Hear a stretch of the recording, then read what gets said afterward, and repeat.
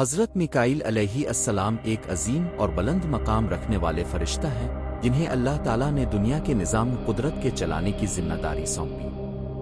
ان کا ذکر جب آتا ہے تو ذہن میں بارش، روزی، ہوائیں، بادل اور کائناتی ترتیب کے مناظر آ جاتے ہیں۔ وہ فرشتہ جس کی خدمت صرف اللہ کی اطاعت اور مخلوق کی خدمت ہے، ایک ایسی ہستی جس کا کام انسانوں کو براہ راست فائدہ پہنچاتا ہے مگر اس کا وجود خاموش اور پوشیدہ رہتا ہے۔ اللہ تعالیٰ نے جب کائنات تخلیق کی تو ہر کام کے لیے فرشتے مقرر کیے۔ حضرت میکائیل علیہ السلام کو اس نظام کا نگران مقرر کیا گیا جس میں زمین کے وسائل تقسیم ہوتے ہیں۔ بارش کا برسنا، فصلوں کا اگنا، ہواؤں کا چلنا، بادلوں کا بکھرنا، سب کچھ حضرت میکائیل کی نگرانی میں ہوتا ہے۔ حضرت میکائیل علیہ السلام کے پاس آسمانی خزانوں کی چابیاں ہیں۔ وہ ان خزانوں کو اسی وقت کھولتے ہیں جب اللہ کا حکم ہوتا ہے۔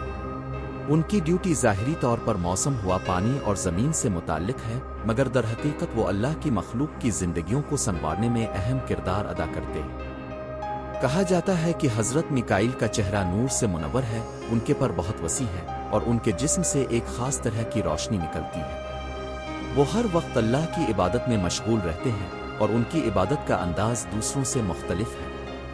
وہ جب زمین پر بارش کے لیے حکم لیتے ہیں تو ان کی دعائیں بھی شامل ہوتی ہیں۔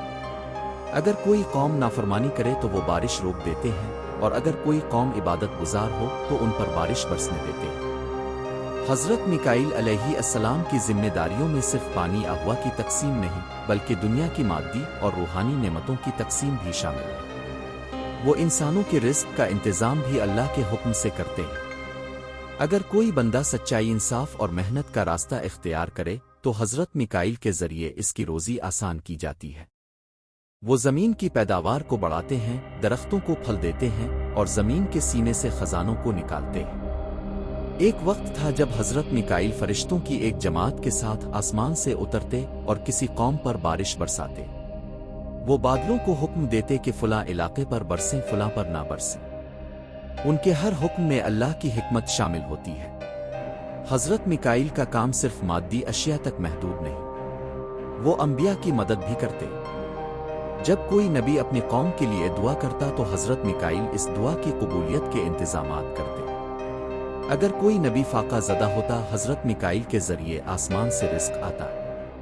اگر کوئی قوم قحط میں مبتلا ہوتی، حضرت میکائیل اس قحط کو دور کرنے کے لیے اللہ سے اجازت لے کر بارش برساتے۔ حضرت میکائیل علیہ السلام کی شخصیت میں نہایت سنجیدگی اور وقار ہے۔ وہ بہت نرم دل ہے۔ بعض روایات میں آتا ہے کہ جب جہنم کو پیدا کیا گیا تو حضرت میکائیل نے اسے دیکھا تو اتنا روئے کہ ان کی آنکھوں سے آنسوؤں کی نہریں بہہ گئیں۔ ان کا دل انسانیت کے لیے نرم تھا مگر وہ ہر وقت اللہ کے حکم کے پابند رہے۔ حضرت میکائیل کے ساتھ کئی ذیلی فرشتے بھی کام کرتے ہیں۔ یہ فرشتے دنیا کے مختلف حصوں میں تعینات ہوتے ہیں جو مخصوص علاقے کی بارش، ہواؤں، زلزلوں اور دوسرے فطری عوامل کا انتظام سنبھالتے ہیں۔ حضرت میکائیل ان سب کی نگرانی کرتے ہیں اور اللہ کی رضا کے مطابق نظام قدرت کو قائم رکھتے ہیں۔ ایک وقت آیا جب زمین پر ظلم و ستم بڑھ گیا۔ انسان گناہوں میں مبتلا ہو گئے، زمین بے برکت ہو گئی اور بارشیں بند ہو گئیں۔ اس وقت حضرت میکائیل نے اللہ سے دعا کی، اے میرے رب، تو بہت رحیم ہے، ان پر رحم فرما، بارش برسا دے۔ وہ اللہ نے فرمایا، جب تک یہ توبہ نہ کریں میں اپنی رحمت نہ بھیجوں گا۔ حضرت میکائیل نے فرشتوں کے ذریعے زمین کے کونے کونے میں نیک لوگوں کو پیغام بھجوایا کہ وہ توبہ کریں، دعا کریں، اور پھر جب آسمان سے آواز آئی بارش ہو تو حضرت میکائیل نے اپنی جماعت کے ساتھ زمین پر برسنے کا حکم دیا۔ حضرت میکائیل کی کہانی محض قدرتی نظام کے انتظام کی کہانی نہیں بلکہ ایک خاموش، نرمی سے بھرپور خدمت کا استعارہ ہے۔ ان کی زندگی میں نہ فخر ہے، نہ شہرت، نہ گرج، نہ غصہ، صرف اللہ کی بندگی اور مخلوق کی خدمت۔ جب قیامت کے دن حساب کتاب ہوگا، حضرت میکائیل بھی اللہ کے سامنے پیش ہوں گے اور کہیں گے، اے میرے رب، میں نے تیرے حکم سے تیرے بندوں کو رزق پہنچایا، بارش برسائی، زمین کو زرخیز کیا۔ اگر میں نے کوتاہی کی ہو تو معاف فرما۔ وہ اللہ تعالیٰ فرمائے گا، اے میکائیل، تم نے میری زمین کو سنوارا، میرے بندوں کی مدد کی، تمہیں میری رحمت حاصل ہے۔